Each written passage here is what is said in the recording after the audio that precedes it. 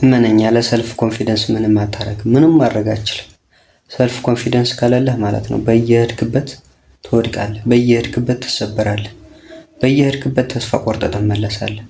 በቃ ሰልፍ ኮንፊደንስ የመጀመሪያውና የመጨረሻው ወሳኝ ስኪል።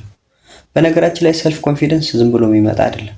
አንዳንዴ በተፈጥሮ የተሰጠን ምናምን ይመስለናል። በእርግጥ በተፈጥሮ የሚሰጥ ነገር አይደለም። በልምምድ የምታመጣው ነገር ነው። ከአስተዳደግህ የሚመጣ ነገር ነው።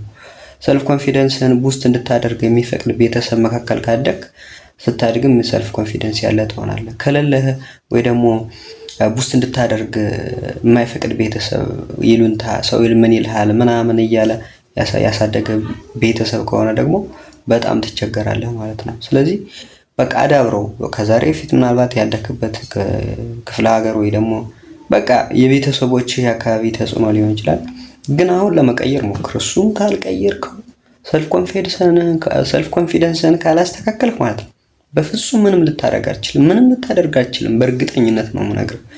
ቢዝነስ በለው፣ ሪሌሽን በለው፣ ሪሊጂየስሊ በለው፣ በቃ በምንኛውም የህይወት ዘርፍ ማለት ነው ስኬታማ ሰው ልትሆን አትችልም። ስለዚህ ሰልፍ ኮንፊደንስን ለማስተካከል ቡስት ለማድረግ ሞክር። በሱ መንገድ ብቻ ነው ህይወት የሚስተካከለው። እሱ ነገር ከሌለ ሌሎች የህይወት ዘርፎች በሙሉ ይወርዳሉ። በሙሉ ያሉ ስኪሎች በሙሉ ማለት ነው ስኪሎችህን መጠቀም አትችልም። ስኪሎችህን ልታዳብር አትችልም። ስለዚህ ሰልፍ ኮንፊደንስ የመጀመሪያው ነገር ነው። የስኬትም ይሁን የምንም ነገር መጀመሪያው ሰልፍ ኮንፊደንስ ይኑር።